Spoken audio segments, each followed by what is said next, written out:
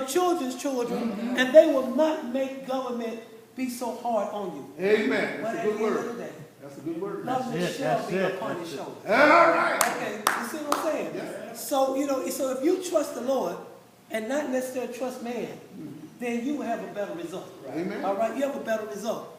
And so we've gotten to a point in Atlanta specifically that if we see an elected official at the grocery store, we are so glad that we saw him at the grocery store. And all we doing talking to him about is, I saw him at the grocery store. This is the time to tell them that you need jobs in your community. All right. This needs to be the time to tell them that you don't need lip service. About 700 new jobs is coming to Atlanta. How many times have y'all looked at TV and they tell you about 700 jobs coming to somewhere, and at the end of the day, you don't know nobody who got one of those jobs. Amen. So at some point, there's a disconnect from the conversation of the tax incentive they gave the company to come to bring the 700 jobs. At the end of the day, the people in the community who need the job never get the job. What happened to the 700 jobs? All right. So when it just fooling us? Or is it there's a disconnect and certain people get those jobs? All right. Or is it that those people already working get those jobs? Well, if they got those jobs, what happened to their jobs?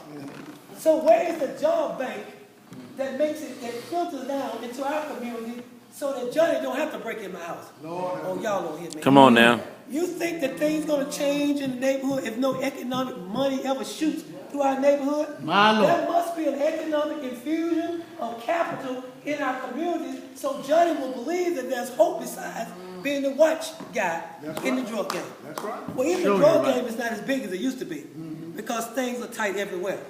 So that means that in the drug game, it's only a couple of people that's making the money. The guys that's watching out, they may watch out all day. They might not give it $20. They don't watch that all day for the man who's getting more money than that. So the bottom of the game is shrunk. The drug game is shrunk. But it is present. All right. Okay? And in nowadays, it's got to a point where people are willing to get on drugs to not deal with what's going on in the society. Right. I'm here to tell you, keep hope alive. All right. Keep hope alive. Don't go for the joke. Don't go for it because there's a lot of influence to try to gobble us up. Right. But we are strong people. We went through the Middle Passage. We came from Africa. We built the pyramids, which are the most perfect forms that's ever been made. What manner of people are we? All right. I'm here to tell you we are great.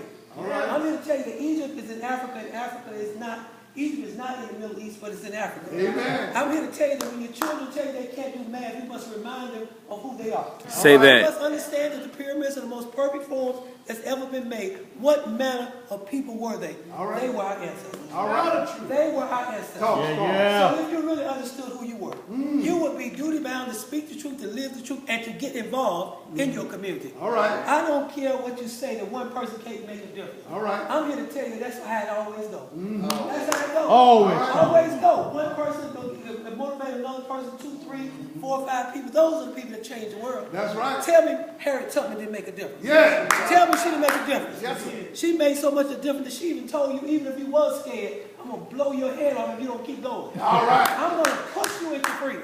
Oh, y'all don't know. Yeah. We got to push people into freedom in Atlanta. Right. We got to push people into freedom in Georgia. That's right. You know, don't wake up. Wake up. Wake up. My Lord. Wake up. That's a good word. We got something November downtown. 8th. It's called Occupy Atlanta. All right. All right. You might not understand all the dynamics of it, but they talking about doing something. That's right. Somebody got to do something. That's right. Now, is it the most perfect movement? Tell me what a perfect movement is.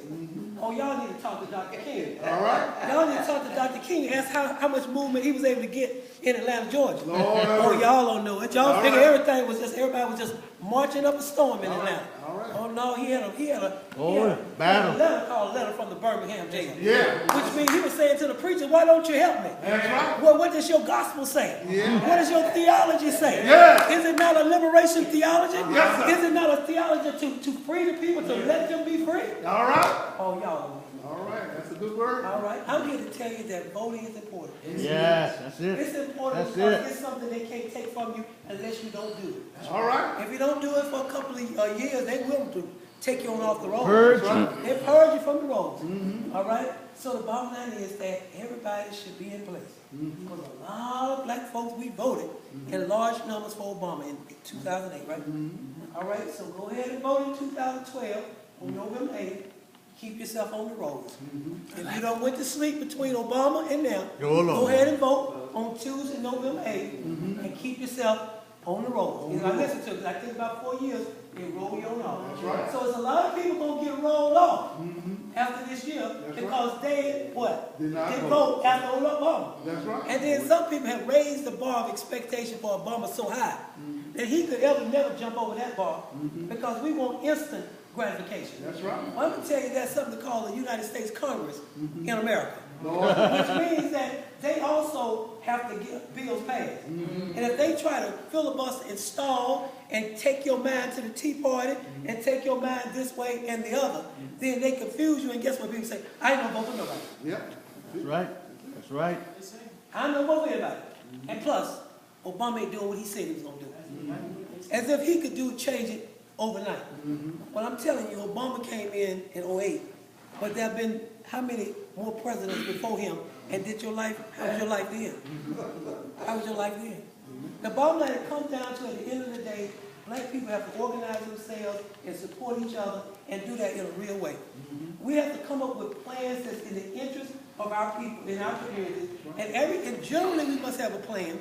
But if you live in a community there's a specific need in that community, organize your neighbors, your housewives, your people who are unemployed, organize them around some things that they can make a difference in. As an organizer, you organize around successes. So I don't care if it's a small success or a large success. Let the people know that the work they are doing is valuable. That's right. That it has made a difference. All right? And I'm here to tell you is that we can turn this thing around. Yeah. We can turn this thing around, Yeah. and they won't even know we're here. You know you're right. I love to do it like that. Yeah. The best thing I ever had in politics was to be underestimated. That's right. Oh yeah, underestimate me. Hey, all right. You know, but like I said, I can take a punch. Yeah. Oh yeah. Yes, So sir. you gotta remember this. They gave the now I was at a funeral the other day with a young man, and Reverend Kenneth Alexander, who's Reverend Cameron Alexander's son, was doing the sermon, and he said, "Yeah, some of y'all looking at me kind of funny." Because y'all saw me in the street. I was in the street with y'all. But it don't matter because the Lord did change my life. Yeah. So the bottom line is this: when the devil reminds you of your past, remind him he has no future. All right. So y'all got to understand that even when you've been down and you get up, that will be people who remind you of when you was down. That's right. You know, you remember how you used to do that and used to do that? Oh yeah, I remember. But guess what? The devil has no future. That's right. You know, so and then he went on to say that sometimes in boxing, it ain't the person with the strongest punch. You got to be able to take a punch. He gave the analysis of George Foreman and Ali, and George Foreman can pop. Oh my goodness, he can hit a punch. He can hit you. He can knock you out. Most times George Foreman just was knocking people out. If y'all remember, he just knocked them out, right? So when Ali saw how he was punching, he just decided to get on the ropes and just sort of take the punches and duck and take the punches. Guess what? Can you believe a man who is so strong as George Foreman would get tired? Yeah. He got tired of throwing the punches. And so when he got tired of throwing the punches, then Ali got off the ropes and roped the dope in and stung, stung like a butterfly. He Float like a butterfly, sting like a bee. Did he do that? Yeah. And he did win that, right? Ain't no Because he was able to take a punch. Yeah. So I'm here to tell you that what you've been going through, you've been taking punches. All right. But I'm here to tell you, just because you're taking punches don't mean you're not going to win. That's right. Sometimes you have to be strategic, and that's the moment that we're in. We're in a strategic time where we must build strategic partnerships, and we must build them throughout both black and white, because the fight is not black over white. That's right. The fight is right over wrong. That's right. The fight is good over evil. That's it. I'm here to tell you that truth crushed to the ground will rise again. Yes, it will. I'm here to tell you if 99 people for the wrong and you for the right, you must be willing to stand on that righteousness, because the time for righteousness is always now. Always. All right? It's always now. Yeah. I'm here to tell you that you are the change agents that you have been waiting for. You are the leaders that you have been waiting for. I know we're waiting for the great Messiah to come after Martin Luther King to take us to the promised land. Look in the mirror. Change yourself, and the world changes also. Y'all will hear me now. I'm here to tell you that I absolutely positively love you. I love you because I love myself. I love my people, and in order to love your people, sometimes it ain't going to be easy. But love them anyway. All right. Because your ancestors didn't have all the foolishness that we had. The lines were straight across. You know, segregation and desegregation, all these things were very simple. Yeah. But we have a lot of complex issues that are upon our children, that are upon ourselves, our jobs, being outsourced overseas and everything. But guess what? Through it all, your ancestors struggled through all of that to get you to where you at. Now you have technology.